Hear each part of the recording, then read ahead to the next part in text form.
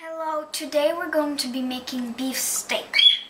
And I got 2 pieces of room temperatured beef steak.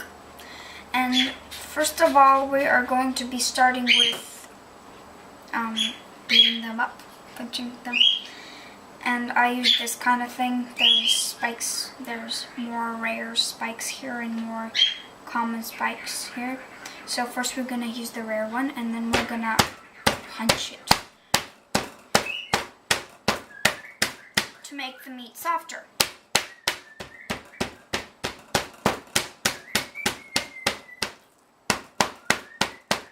Then we're going to use the more common side and then punch it.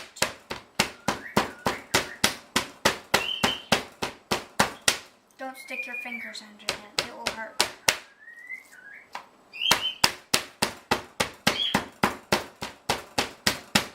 The same thing on the other.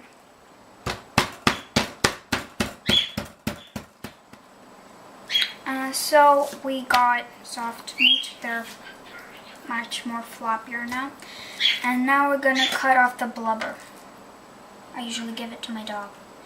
I call this blubber because it's really fat.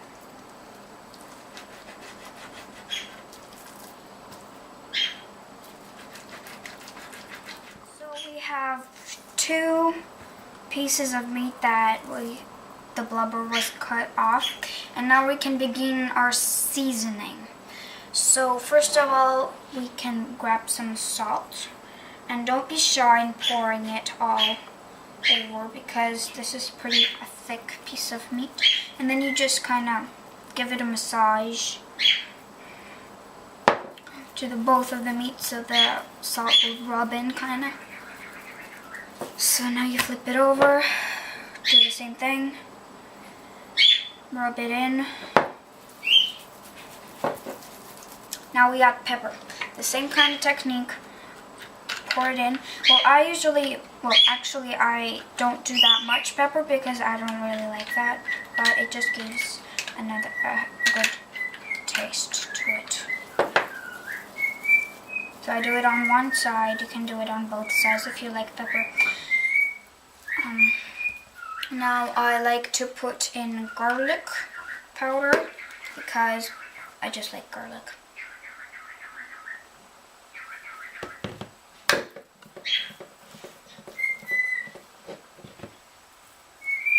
You rub it in on one side only. The salt is 2 sides, garlic and pepper one side.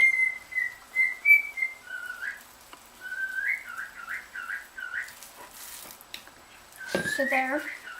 Now we can set it aside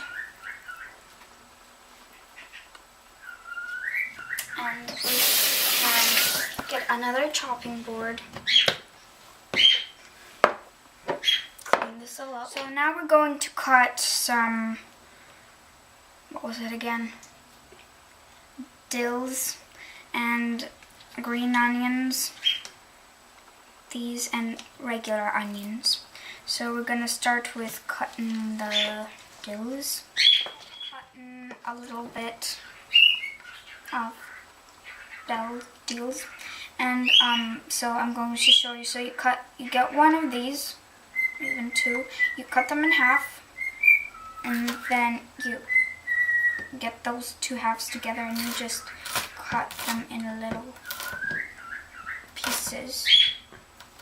Remember not to cut your fingers. So something like that.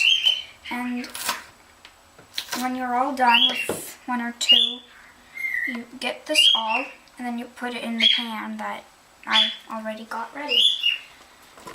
To kind of get the juice out of the thing to go on the pan so the juice will be better.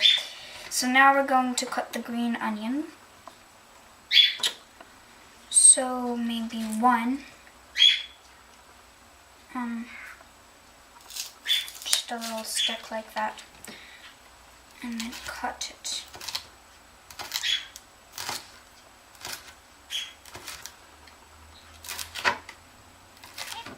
So it got got some green onions. We also put it in the pan.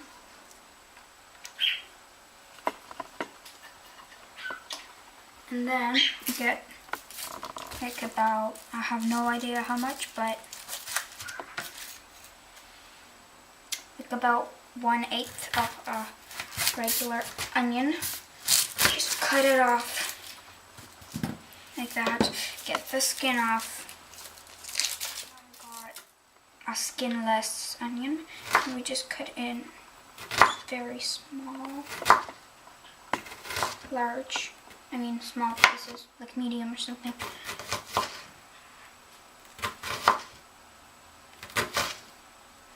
Kind of hurts your eyes, so I have a trick to this. Breathe more deeply.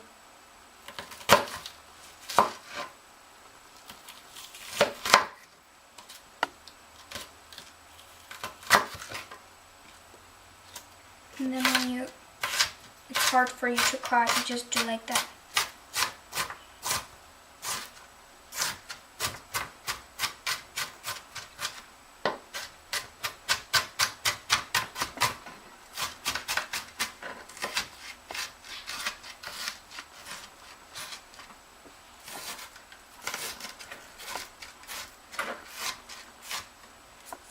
Okay, so you got about a lot. And you also put it in the pan.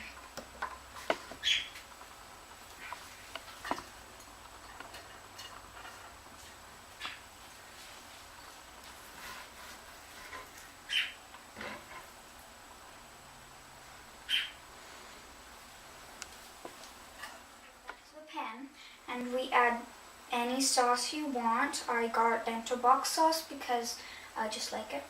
And you can get teriyaki sauce or honey garlic, it doesn't really matter, or even wine. So I just put it a little bit. Not sure how much, but I just put it in there. And then you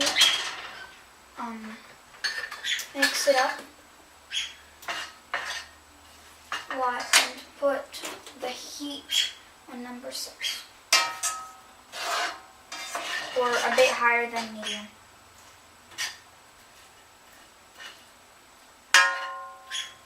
And wait for it to be fried.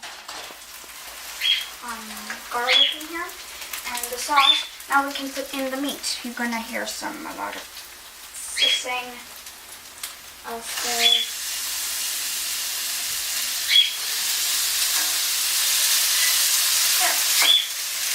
and you can kind of cover them with the garlic so that it comes out of the garlic and stuff like that. The meat's supposed to be made for like about 4 minutes aside or something, but if you put them very high, then maybe like about 2 minutes aside. And to know how to know when it's ready is you get a fork and then you poke it, and if blood comes out, then it's not ready. But if it doesn't, only oil comes out, if you push on it a little bit, then it's ready. So